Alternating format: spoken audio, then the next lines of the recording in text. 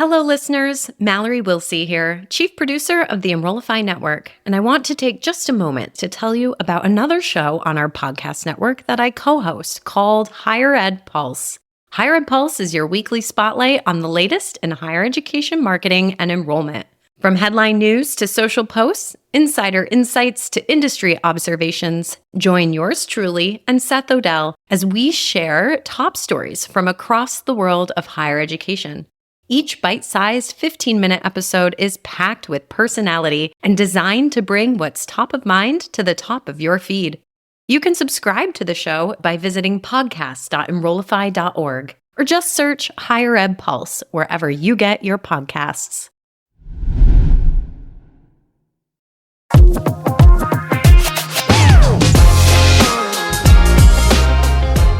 Welcome to Breaking Silos, a podcast that shines a light on the incredible partnerships happening across campuses every day. I'm your host, Shane Baglini from Muhlenberg College. Join me every 2 weeks for discussions with some of the best minds in higher ed marketing, enrollment management, student affairs, campus leadership, and more. Breaking Silos is part of the Enrollify Network, a robust collection of podcasts designed to help higher education professionals like you grow.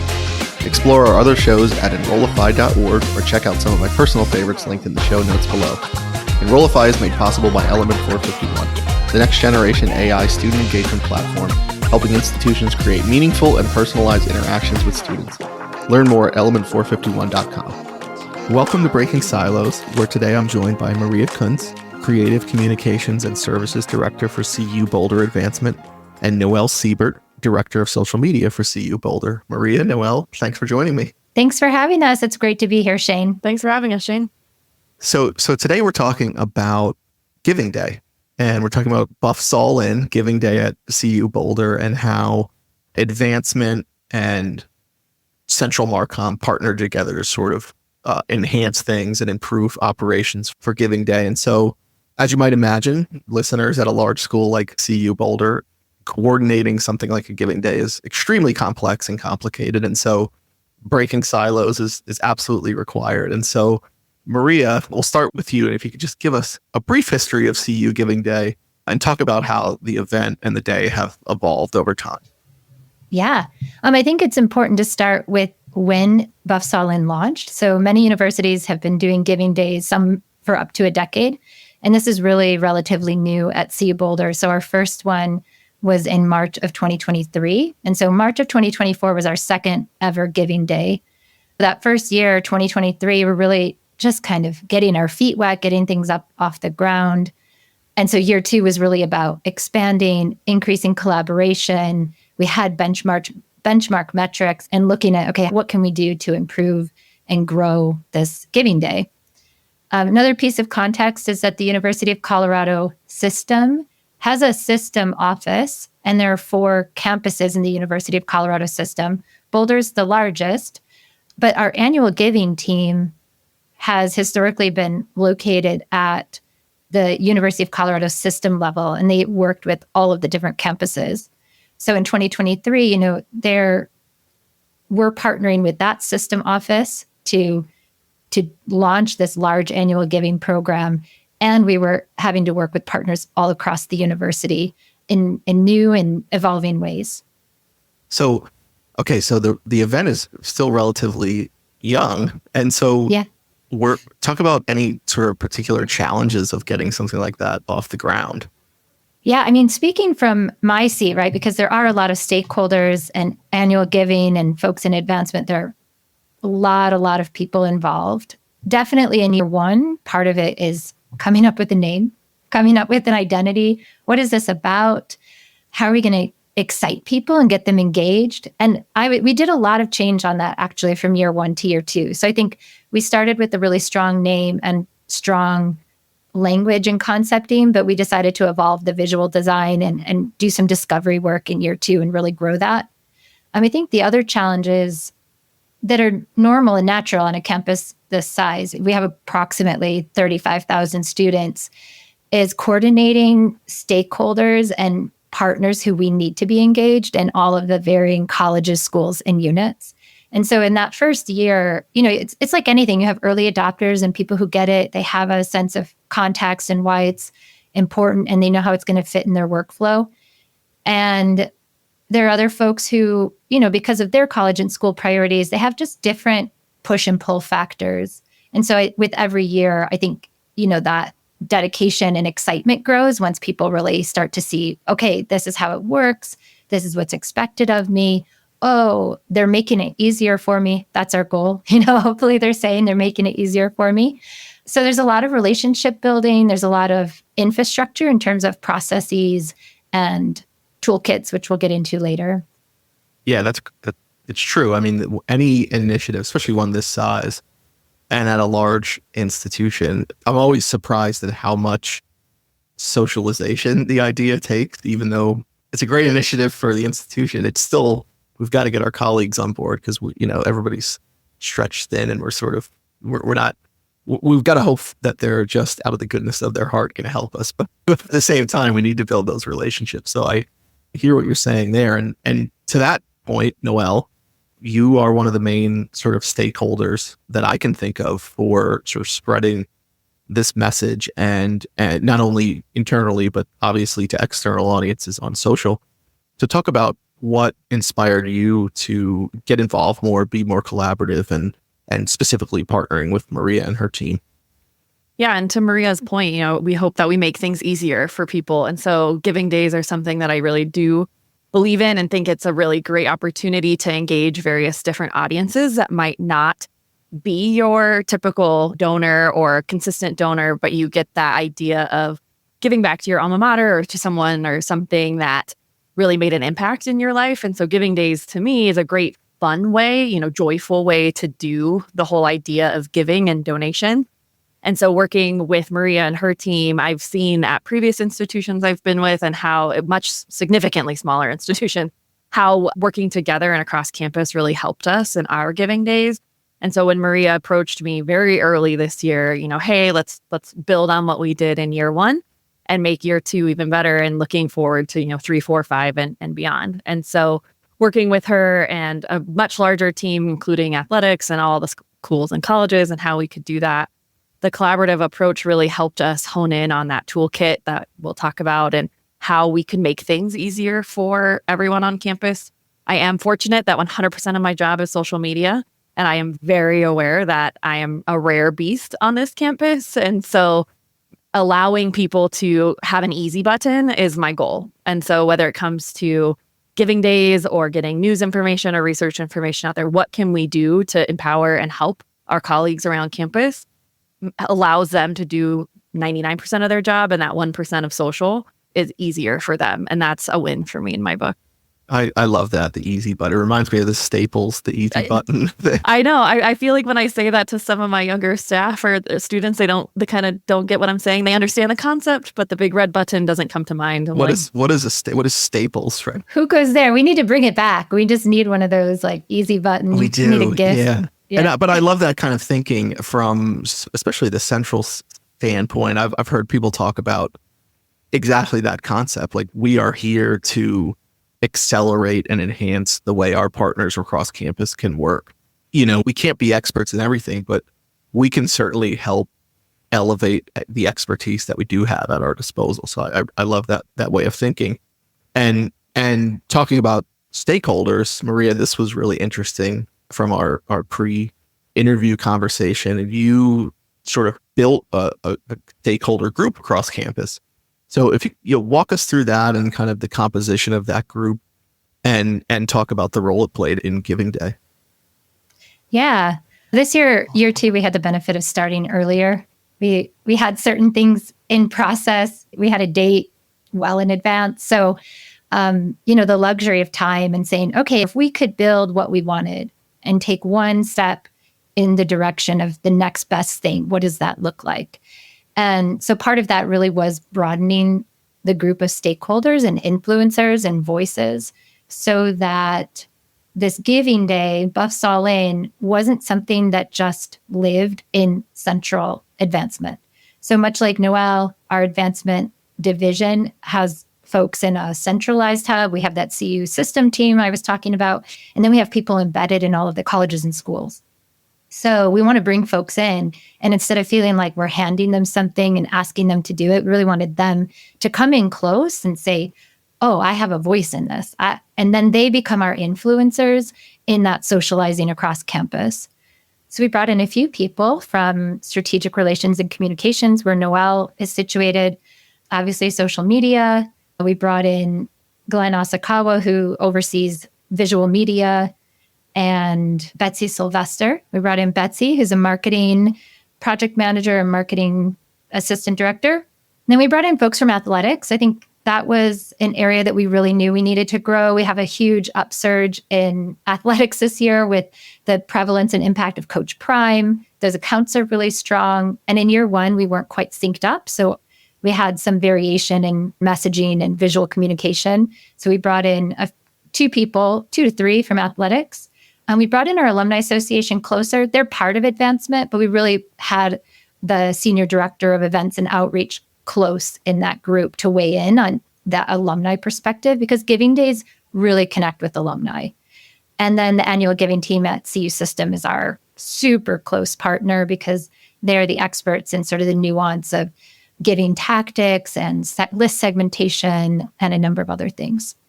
That's great. And so you mentioned the Coach Prime effect, and I'm sure they've got their own people to talk to and accounts to run and things. So what was the buy-in like from all of these different groups across campus, and how, as somebody that's formed committees and formed subcommittees and working groups and core working groups myself, how did you go about sort of not selling them, but hopefully soliciting their buy-in and their input? Yeah. Noelle, you might be able to layer into this. My hope and intention was that the way I reached out to folks was saying, this is what we want to do this year, and I want you to be a part of this, and I want you to have a voice at the table. I don't want you to just be a co-signer who's there. I want you to bring your expertise and your thoughts and help us do better. That's the way I approach collaboration, and I'm very genuine, authentic about that. So I think that approach and walking the walk makes a difference. There are committees on campuses where it's kind of checkbox type of mentality. Yeah. And I think we created the space and had clear parameters. This is how we'll work. This is how we'll meet. It will be kind of fast at times. There will be times where I'm going to ask you to meet and we're going to have 2-day turnaround. I ask that you be there if you can. And if not, we'll send you the recording. And man, people showed up. I think they were really excited. Great. Everyone seemed happy and really honored to be a part of it. Yeah, I can confirm there's definitely excitement there. And so I can just commend Maria and her team on how, with the thought of breaking silos, right? They really did a great job of doing that and bringing in so many. I haven't been on a committee yet in my 5 years at CU that has been so collaborative, but also with so much direction and having, hey, we need to meet on Tuesday. The agency needs this. What do you guys think? Really feeling like we had a voice from all of our different perspectives, and Maria and team took feedback and suggestions really well. I think just strengthened that final product. We started with a really good thing from year one. We learned a lot. And then year two, we moved into it. And that collaborative approach really made it feel as if it was all Buffs all in and not just one team saying, hey, here's Buffs all in. That's great. Yeah, that's awesome. It's hard to wrangle people. And the fact that you took in what you learned from year one and realized, okay, we need more partnership. We can't do this in a siloed way, which is kind of the essence of this show. So I love that. And so back to the easy button here for a moment. I think part of that we talked about in our pre-interview was this toolkit that you all created. And so Noelle, I'll start with you on this one from a sort of partner in this standpoint and somebody responsible for a lot of content creation and distribution. Tell us about your role in creating this toolkit for folks around campus and how it helped you sort of decentralize the content production piece of this. Yeah, so I was very lucky that I came into a well-oiled machine with this toolkit by the time my piece came in. So Maria and team, Jesse Green did a great job of collecting all of the different pieces and partners that needed to come together.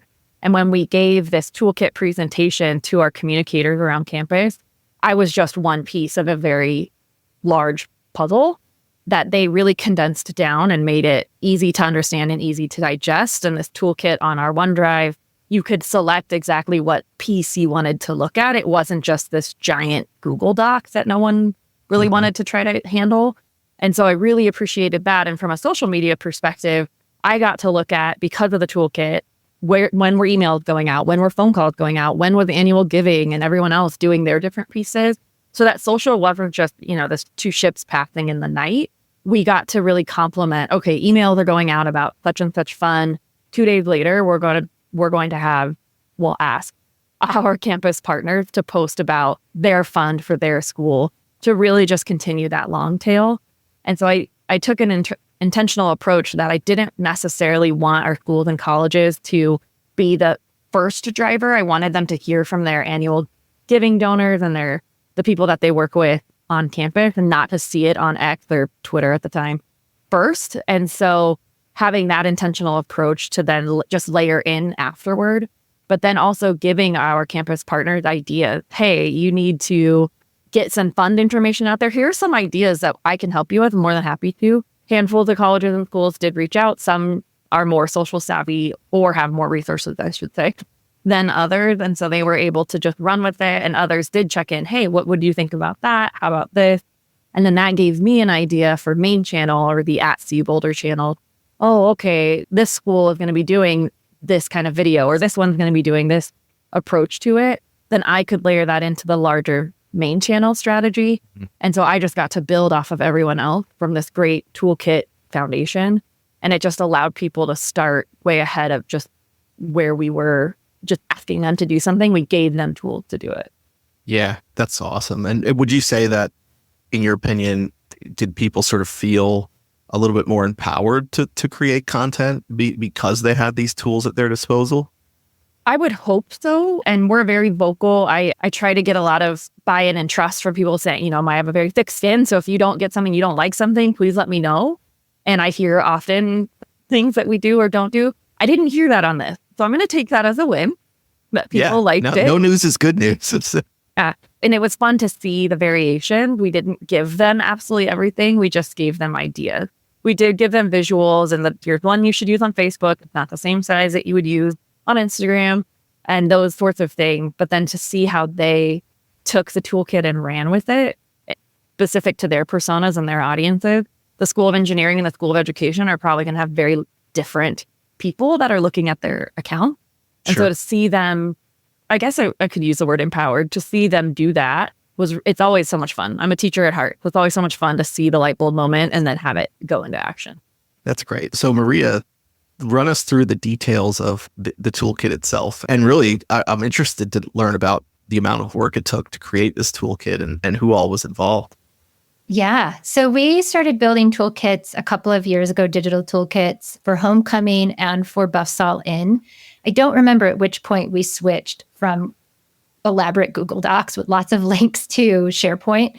But SharePoint has been a really, really wonderful way to, I think, both visually organize the information and empower us to see what people download and use. So it takes a lot of people. We share, I think there have been in the past some video links, but I think we've minimized that because we don't want everyone originating the video. So we want to really manage where that core video content lives.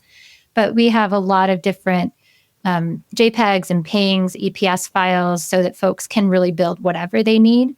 So there's a visual component section. There's a messaging component and section with, high level, kind of mid-level and more detailed examples of content. There are the communication calendars and a strategy document. And then there's a detailed email and social calendar as well.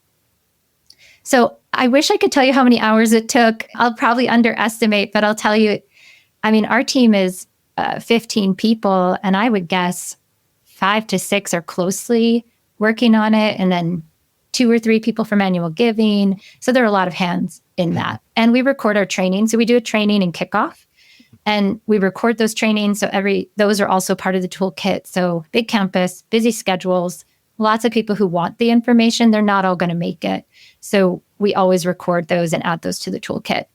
So in year 2, what I do know we did is we looked at year 1 and said, okay, these things were downloaded the most. These were used the most. This was barely downloaded. We're not going to recreate that for this year. And so that helps our team work more efficiently and make sure that folks get the resources they need. I wasn't aware that you could get download data from Yeah, from you can. We could just say we had I think there was something that had 4 downloads. And it's like, okay, well, probably not do that file version, right? Not necessary. Yeah, I just love how thoughtful you've been about all of this and intentional, and to hear the amount of hours that probably went into it. I'm sure your colleagues were very appreciative of having that at their fingertips. And is this something that you'll keep iterating on? Did you find that maybe something was missing, or there was something else that you could add to the toolkit for folks? I mean, my mindset is always iterative. Yeah. So I'm always thinking if there's an area of improvement. So I would say, I don't think we've discussed that yet for the coming year, but there's a good chance we'll say or learn that something is needed, or that we could do something better. Someone asks for something. So we're kind of always open to that feedback and tweaking and adjusting. I think once you have it up and running, then the iterating becomes easier. Yeah. One thing I wanted to add, listening to you, Noelle, and just thinking about the different colleges and schools, is just to be mindful. It's so important to remember that these different colleges and schools have their own personalities and characteristics, and we have to give them guidelines, but not restrict them. Like, we create the sandbox or the playground, and this is how it's going to look and feel, but we want to empower them to, use the, like, when you get down to choosing photos, choose a photo, tweak the language so that it really resonates with your constituents. So I think the education and engineering example is really good. You could look at business, or arts and sciences is so diverse. So within arts and sciences, they might be testing a lot of different variations, but building that toolkit so there's a cohesive look and feel that's wrapping around everything. How closely did you not monitor, but did you provide examples of, like, use these photos? Like, here's a sampling of photos that you can and should use, or did you get to give people the freedom to choose? Yeah, in the toolkit, there was a handful of photo options. And one thing I really appreciated was the treatment guidelines. And so how to use the various photos and how to use the logo and the different sizes that we had for it. So they did come with EPS file, image file, but they had guidelines. And so it wasn't, hey, go take this, stretch it, turn it green. And so they had all of that information on there. And then a couple colleges and school communicators did reach out, hey, can we use this photo? Can we use this one instead? This one fits better for us. And that's when I was able to bring in my colleague, Jessie, from Maria's team to be, hey, is this okay? I think it's fine, but this is y'all's program. But they came to me for a social question, and I was able to go to them, and it was all one big Teams chat that we would get, oh, this is great. Okay, add it to the toolkit, or this is a question that we're getting a lot. We should address that in a Teams chat to all the different social communicators. Hey, a lot of you are asking this. Here's where it is. And that really came into play with the videos. Like Maria said, we didn't want everyone originating their own video. We wanted it to live on main channel and then be amplified out from there. It made tracking easier. It made it stay within one place. People couldn't edit it or change it or tweak it in any way, and really made it live, quote unquote, on main channel and then disseminate out on the other channel. So you mentioned tracking, and that's a great segue to our last topic here, which is everybody's favorite topic, results. So Noelle, we'll start with you from the social standpoint. Talk about the impact on overall sort of metrics on social from year 1 to year 2, and if you saw growth in those areas. Yeah, the biggest change from year 1 to year 2 is that in year 1, the Forever Buffs channel, so our alumni channel, owned it and went for it. They were the ones that were the key driver, where the rest of us came in as amplifiers. And so the biggest change is in year 2, main channel owned it. And so it wasn't just an alumni effort. It is an all Buffs, all in effort. And so right there, you're going to see a much bigger impact in terms of engagement, just purely based on eyeball, the amount of potential in eyeball that can go into this kind of a campaign when you switch it from alumni to main channel. So that was a big change and impact difference in terms of engagement. And then the collaborative effort, just all of us coming in earlier and then having this stakeholders meeting. I already knew, okay, I'm going to go talk to Brent in athletic. This is what they're doing there. I'm going to talk to Jessie. I've got all these other people at the schools and colleges. And so the impact internally on engagement, I think, was higher because not necessarily buy-in, but again, that easy button was there. And so they were able to use it and put it on their various different channels a lot easier potentially than it had been years past. And then the other difference too in year 2 is that we did a paid effort on main channel. And so with the main channel account pushing it out there. And so when you're thinking about brand recognition and brand loyalty, the main CU logo will hit people a lot quicker and CU Boulder than Forever Buffs. I might not know what that is, but I have an affinity to CU, but I didn't go here. And so that was a big change too. So I think those 3 were the biggest impacts in terms of our engagement and getting the message out there. And I'm looking forward to seeing what year 3 brings and what we learned from year 1 and year 2 and how we can mesh those together and take the impact or the engagement and the information from our schools and colleges and stakeholders of what they liked and didn't like when it comes to social and what we can do for year 3 to just continue to build on that. Yeah, I really like that. You know, I'm a big proponent of using the brand, the part of the brand that's going to get the most eyeballs to elevate everything. So I really like that approach. I mean, it's similar to like a cold call versus like a warmed call. And so we get to start again, just that toolkit allowed our campus partners to start a little bit ahead of the curve. Same thing if we put the main CU logo on it instead of any question that could come up. We mitigated a lot of that by just going with that main channel. Yeah, definitely. And then Maria, from your standpoint, you mentioned as we started here before we went live that you got a PowerPoint and some written down statistics. So let's hear the results of year 2. Yeah, I mean, year 2 was great. I think the preface of what Noelle said, we were really intentional that we needed to have main channel lead everything because giving days have a huge driving factor from social media. And then just year 2 and the socialization on campus and the cohesive collaborative efforts really increased our metrics. And it was the first year that we did paid advertising. So year 1, there was no paid social and no paid search. And so we layered that in this year. Year 2, we're really excited. We had number of donors and gifts increase. So we had donors were up 6%. The number of gifts was up 11%. Our total amount raised increased by 33%. So that was incredible. This one is kind of shocking. First-time donors, 49% increase. Whoa. That's amazing. Like first time ever to the university. So that was huge. And then even faculty and staff, which we have a pretty generous faculty and staff. We have a pretty high number of faculty and staff donors, but we had a 7% increase in that subset. So that means folks who live and work and breathe and give a lot of time and effort to the university also were showing up with more support. This one, the stat I'm going to share is about the number of gifts that were given on the website. My hunch is that we can attribute this to the shift in the social strategy and it adding in a paid digital strategy and also year 2. But in year 1, 68% of gifts came in online through the giving website. And in year 2, 81% came in. So that's a 13% increase in using the platform where we want people to give.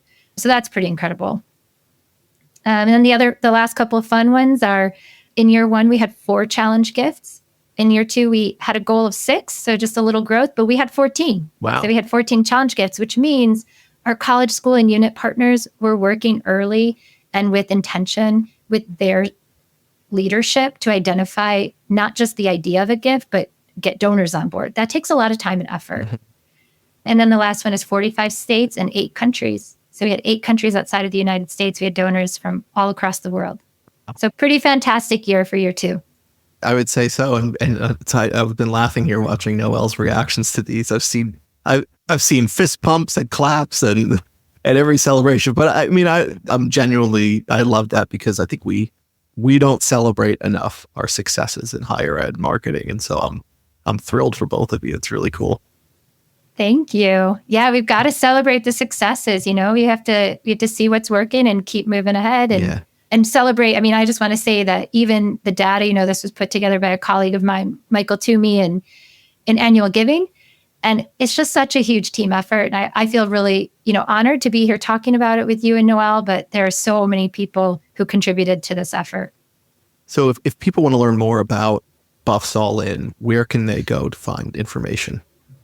Well, if they want to go visit the page, it is buffsallin.cu.edu. So pretty straightforward. But if someone wanted to dig in and talk, I think, Noelle or I are happy to talk to folks. And if they said, oh, that's cool, but I really want to know more about how the colleges experience their athletics, we'd be happy I think I can use the royal we. Noelle, we'd be happy absolutely. to connect you. Yeah, absolutely. We'd be happy to connect you to the right person on campus and get you information.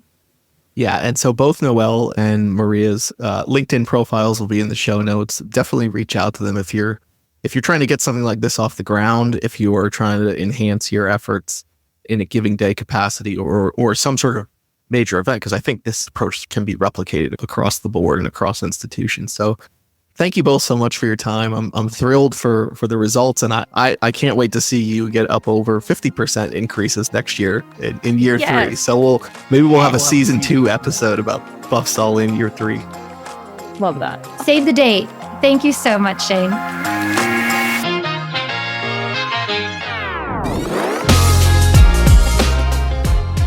Breaking Silos is part of the Enrollify podcast network. If you like this podcast, chances are you'll like other Enrollify shows too. Our podcast network is growing by the month, and we've got a plethora of marketing, enrollment, and higher ed technology shows that are jam-packed with stories, ideas, and frameworks, all designed to empower you to be a better higher ed professional. Our shows help marketers and admissions professionals find their next big idea and feature a selection of the industry best as your hosts. Learn from Dave Builds, Jenny Lee Fowler, Eddie Francis, and many more of your favorite leaders in higher ed. Enrollify is made possible by Element 451, the next generation AI student engagement platform, helping institutions create meaningful and personalized interactions with students. Learn more at element451.com.